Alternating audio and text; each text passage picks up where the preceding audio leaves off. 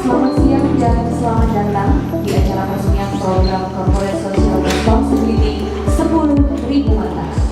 Kami ucapkan selamat datang kepada yang terhormat Profesor Dr. Insinyur Baharudin Yusuf Habibie.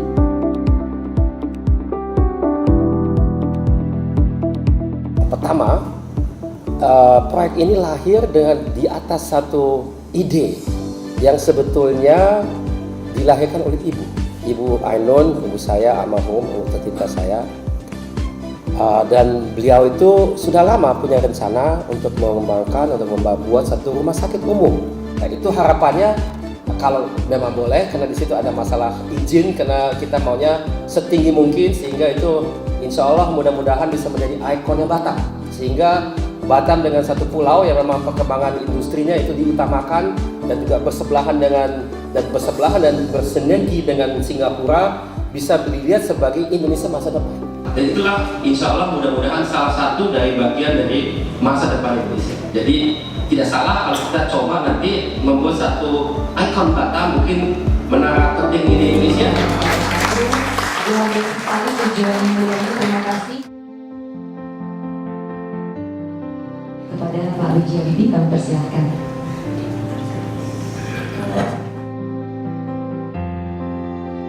Boleh dikatakan ya social responsibility dari suatu perusahaan memberikan 10.000 katrak di seluruh bumi Indonesia, begitu kan?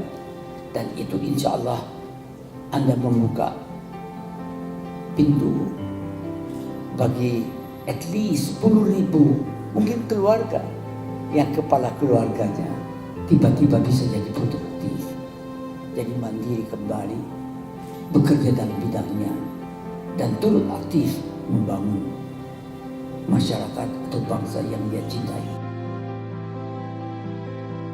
Kendalanya ialah kita membutuhkan sumbangan dari orang yang tiada lagi. Saya tidak mempunyai masalah untuk menandatangani seperti Ilham katakan, tanda tangani silakan, kalau saya mati silakan ambil katrak saya sumbangan. Saya tidak pernah berpisah dari Ibu Ainun sampai detik ini pun. Ibu Ainun selalu di hati saya. Kita sudah bersyukur Ibu Ainun itu, saya tahu bukan main. Ibu Ainun itu tiap hari baca Al-Quran at least 1-2 juz every day. Dia perjuangkan agar supaya dihalalkan orang, karena masyarakat kita sebagian besar masyarakat yang percaya kepada Tuhan yang Maha Esa. Tapi satu yang jelas, tidak ada, walaupun ada statistik memberikan angka yang mempedulikan manusia di masyarakat pada umumnya, khususnya di Indonesia. Produktivitas Anda langsung anjlok. Tadi Anda mandiri, tiba-tiba enggak mandiri lagi. Mau ke toilet aja harus dipegang. Tapi kalau buta,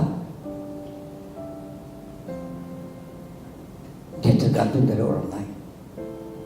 Dan kemampuan untuk membantu seperti Paulus Habibie. You are welcome. Karena banyak saudara-saudara kita bisa tingkatkan, kembalikan produktivitas.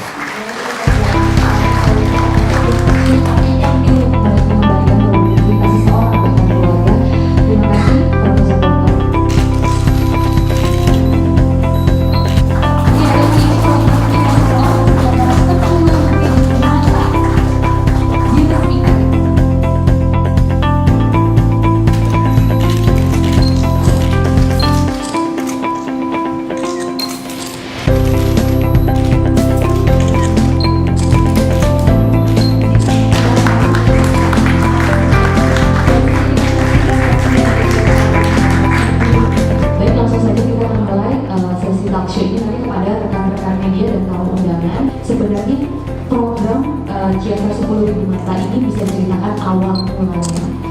Mengapa Ciasa Studio 10.000 mata ini dipilih? Ya memang ini proyek di Batam ini dia merupakan permulaan. Jadi saya bisa bayangkan ya selama perusahaan ini insya Allah mudah-mudahan masih berlangsung dengan baik, ya maka kita akan terus-menerus kita kembali investasi atau kita kembali menyumbang kembali donasi untuk hal yang bersifat memberi kemanusiaan.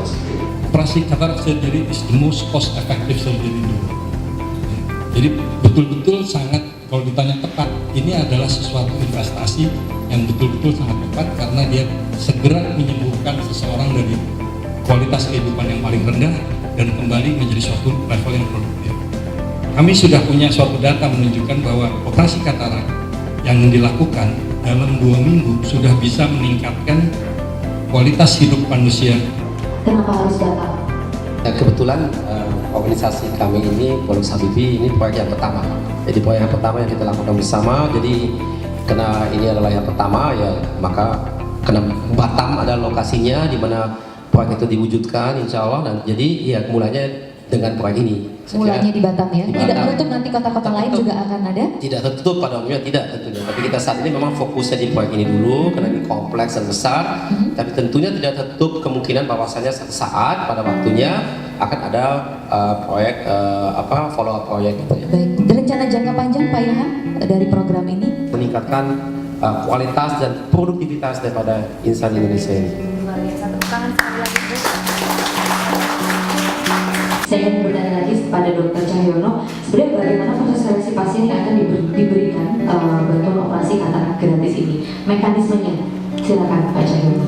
Diperkirakan atau secara teori setiap tahunnya ada 1 per mil dari jumlah penduduk itu mengalami kebutaan karena katarak. Jadi jumlahnya akan terus bertambah. Karena keterbatasan waktu, hanya akan diberi waktu 2 pertanyaan saja. Ya, silakan. Ibu Ainun Habibie berdiri di 2 kaki, satu urusan perdani, satu lagi beliau juga pernah menjadi Ketua Umum Bank Mata Indonesia.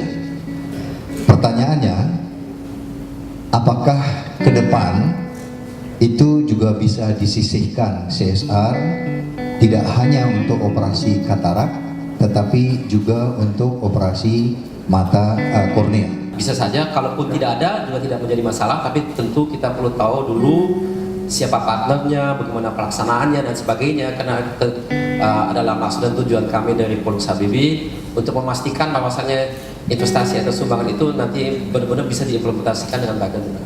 Tapi in prinsip saya kira tidak ada masalah, tapi sekali lagi perlu kita kaji lebih seksama. Saya punya satu ilustrasi kecil. Kira-kira bulan yang lalu itu di Brasil ada isu bahwa seorang miliarder terkemuka di sana akan menguburkan Bentley-nya untuk menjadi kendaraannya di heaven nanti. Semua berkomentar besar. Lalu pada hari D-Day-nya dia betul-betul bikin kuburan buat mobilnya. Datanglah orang semua dengan segala komentar tertulis ini. Lalu dia berpidato. Dia bilang orang-orang protes tentang saya mau nguburin mobil saya yang harganya jutaan dolar. Dia bilang, kenapa kalian protes? Padahal jauh lebih banyak orang yang membawa barang yang lebih tidak bernilai mati di kuburan. Yaitu apa? Ya organ kalian. Ya, organ kalian, matanya, paru-paru, liver, ginjal dan sebagainya. Padahal itu bisa menggunakan untuk menolong orang lain. Mungkin hanya sebagai catatan, perlu kita ketahui bahwasannya nama ibu itu Ainun. Dan Ainun kalau saya tidak salah ingat dalam bahasa Arab itu sama dengan mata. Jadi itu juga mungkin ada satu hal yang membawa kita ke satu pemikiran mengapa ibu memang aktif, mungkin secara tidak langsung, tapi mungkin takdir ya. Kenapa aktif di hal-hal yang terkait secara medis dengan mata, dan mengapa hari ini kita sekarang duduk di sini bersama dalam perpustakaan Habibie Ainun ini juga menyaksikan adanya program katarak 10.000 mata ini. Jadi itu sebenarnya selain daripada terkait dengan profesi dan dedikasi ibu, tapi juga dengan nama ibu itu sendiri, saya kira ada juga kaitannya erat.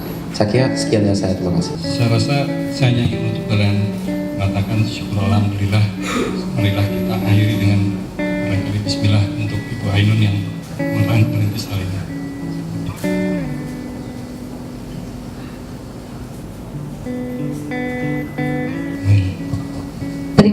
kasih Dr. Cahyana dan juga Dr. Ilham Habibie. Usai sudah acara peresmian dan juga talk show dari CSR Operasi Katarak 10.000 Mata, kami ucapkan terima kasih kepada berbagai pihak yang telah membantu suksesnya dalam acara ini dan juga seluruh tamu undangan yang sudah hadir dari siang hingga sore hari ini. Dan sekali lagi terima kasih atas kedatangannya. Wabillahi taufiq wal hidayah. Wassalamualaikum warahmatullahi wabarakatuh.